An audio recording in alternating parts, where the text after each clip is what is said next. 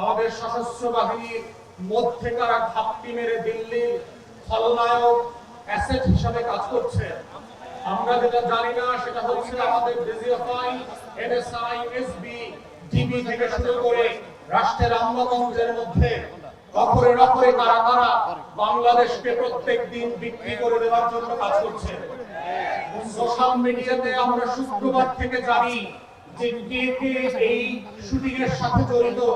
তারা মোমেনশাহী থেকে সীমান্ত ক্রস করে ওই পারে চলে যাবে।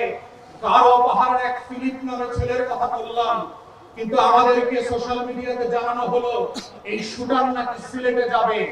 তারা জানিয়ে পুরো জাতি দৃষ্টি পরিবর্তন করেছে। আমাদের সংস্থাগুলো 40 মিটার নিচ থেকে নাকি বিএনপি জামাত ঢুকতে পারত এক সময়। মাটির নিচ থেকে নাকি তারা মাইক্রোস্কোপ দিয়ে জাতীয় শত্রু এবং পাকিস্তানের গোলামদেরকে নাকি তারা ঘরে বের করত। তাহলে আজকের সেই মাইক্রোস্কোপ গুলো কোথায়? আপনাদের 40 মিটার মাপার খিদা কি নষ্ট হয়ে গেছে কিনা? যারা আজকে বাংলাদেশের ভিতরে বসে আমার আজাদীর লড়াইকে ধ্বংস করে দিয়েছে, ৭১-এর পরেও আমরা দেখেছি বাংলাদেশে কিভাবে স্বাধীনতাকামী মুক্তির লড়াইয়ের সৈনিকদেরকে ব্রাশফায়ার করে ৩০,০০০ ৪০,০০০ মানুষকে এই আওয়ামী মুজিববাদীরা হত্যা করেছে। আমরা দেখেছি কাউন্টার কুর মধ্য দিয়ে আমাদের সশস্ত্র বাহিনীর ভিতরে শৃঙ্খলা বিনষ্টের যে নিরলস প্রচেষ্টা। আমরা সেই সময় দেখেছি কাদের সিদ্দিকের মতো এক গোলাম রাজাকার ভারতের, তার নেতৃত্বে কাদেরিয়া বাহিনী করে সীমান্তের প্রশিক্ষণ টাকা এবং অস্ত্র দিয়ে আমার শত শত পিরিয়ড জওয়ানকে হত্যা করা হয়েছে। আমরা ৭৫ পরবর্তী বাস্তবতায় দেখেছি কিভাবে বাংলাদেশে রাজনৈতিক অনৈক্য তৈরি করা হয়েছে। এই প্রসেসের মধ্য দিয়ে পৃথিবীতে প্রত্যেকটা আজাদীর লড়াইকে কিভাবে খেয়ে দেওয়া হয়।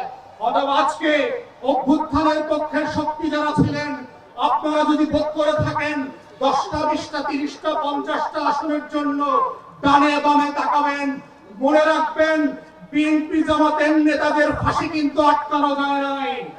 আপনাদের বিভক্তি কিন্তু পুরো জাতিকে সর্বগ্রাসী ছোঁয়ার মধ্যে ফেলে দেবে এবং সেই ছবল থেকে কেউ বাঁচতে পারবেন না। তাই আজকে ৭৫ পরবর্তী সেই বাংলাদেশের আজাদী যে হস্তক্ষেপ ছিল, আজাদী ছিনতাই হয়ে গিয়েছিল, সেই ছিনতাই হওয়ার ইতিহাস থেকে নতুন করে আবার আমাদেরকে শিখতে হবে যে বাংলাদেশের এই খলনায়করা কিভাবে প্রশাসনে ঘাপটি মেরে বসে আছে, বিভিন্ন রাজনৈতিক দলকে বিভ্রান্তির মধ্যে ফেলছে।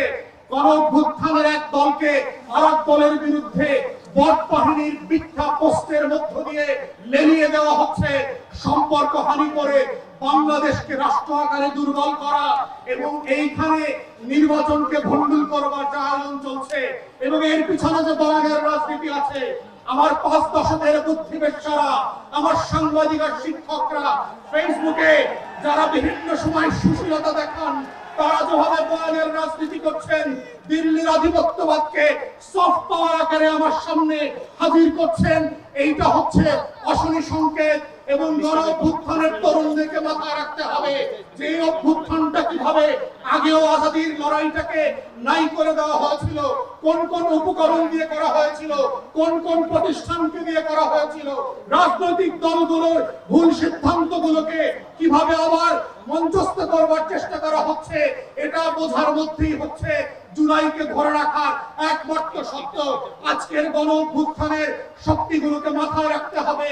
শত্রু সাপেক্ষে আমার বয়ানের রাজনীতি যেমন মোকাবেলা করতে হবে, শত্রু সাপেক্ষে আজাদীর লড়াইকেও হেফাজত করতে হবে। এটাই হচ্ছে আজাদী ধরে রাখার একমাত্র বাহন, এর বাইরে আর কোনো লড়াই নাই। এবং সেই লড়াইতে আমরা চাই নতুন করে আবার ইনকিলাব জিন্দাবাদ হয়ে ভারতবর্ষের আনাচে কানাচে থেকে হর্ষদ মোহানির ভয়েস থেকে আজকে যেভাবে হাবির কণ্ঠকে সারা বাংলাদেশ আত্মস্থ করেছিল, সেই ইনকিলাব আবার আবাবিলের মতো আসমান থেকে ফিরে আসবে। ইনকিলাব ইনকিলাব জিন্দাবাদ জিন্দাবাদ।